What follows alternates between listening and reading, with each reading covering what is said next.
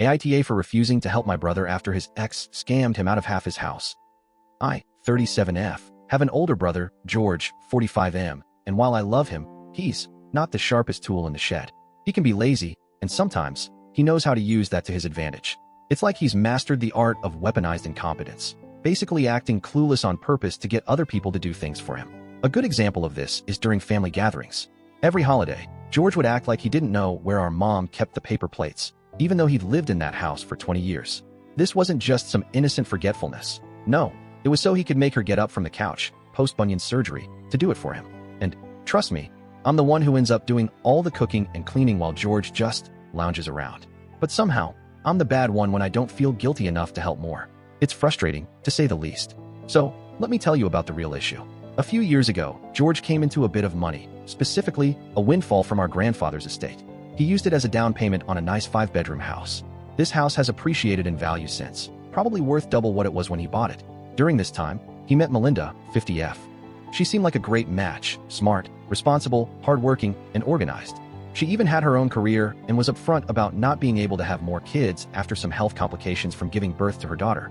George was okay with that, but every time Melinda would bring up marriage, he'd get all hesitant, saying things like, "I don't know if I'm ready to commit to someone who can't have kids of her own." He would play it off like it was about the kids, but honestly, I think it was just another excuse to avoid fully committing. And this worked for 12 years. But here's where things started to get complicated. George asked Melinda to pay half of everything: bills, mortgage, the whole deal. Now, at first, I wasn't involved in the relationship much, but this kind of arrangement seemed off to me. Melinda didn't have a ton of options at the time, though. Her former landlord was jacking up her rent, and she was helping pay for her sister's medical bills. So she agreed. And honestly, I kept my distance and didn't comment. Then, 2 years ago, things took a turn. George was caught cheating. Melinda was understandably furious and left. But, and I still don't fully understand this, she came back, and they tried to work things out. Even though George kept cheating, Melinda just dealt with it. She said it was better than her previous options. This whole mess with him being a serial cheater and her accepting it became their new normal. Fast forward to a recent incident where George's house needed repairs. Now, George, being the typical George, didn't want to deal with any of the logistics, finding a contractor, the paperwork, any of it. Melinda, being the organized one, volunteered to take care of it for him. George didn't ask any questions, just signed whatever papers she gave him. He trusted her. And that, right there, is where things went downhill. So here's the kicker. Melinda, in front of third-party witnesses, somehow got George to sign paperwork that made her entitled to 45% of his house. Now, she's dumped him and is demanding that George either sell the house or buy her out. And George? He's trying to fight this, saying he didn't fully understand what he was agreeing to. He's found a lawyer who's willing to take his case, but the fees are high, and frankly, the chances of him winning aren't great. Now, here's where I come in. George and our mom think that I should step in and help him pay for the lawyer. But I'm refusing. I just don't see why I should shell out thousands of dollars to save a grown man from his own poor decision-making. This isn't the first time George has made questionable choices, and I don't believe he's learned anything from this. There's a solid chance he won't even win the case. It feels like throwing money down the drain. Of course, George is pissed at me. And now, our mom is too. They're calling me heartless, saying I'm being a terrible sister. But I can't help but feel like George needs to face the consequences of his actions, especially when this situation is entirely of his own making. If anything, I'm the one who's been the most responsible in the family, and I don't think it's fair that I should have to bail him out.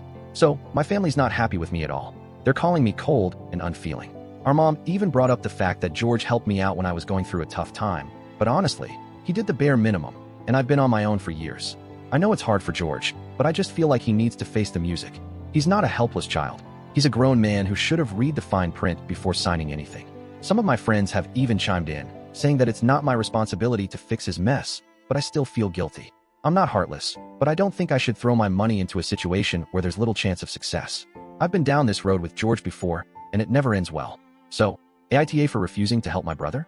I don't think I should have to pay for his legal fees. He's a grown man who made a bad decision. I want to help him learn from this, but that's not going to happen if I just bail him out again. Am I wrong for standing my ground? Update. George has now hired a lawyer and is doing everything he can to fight this.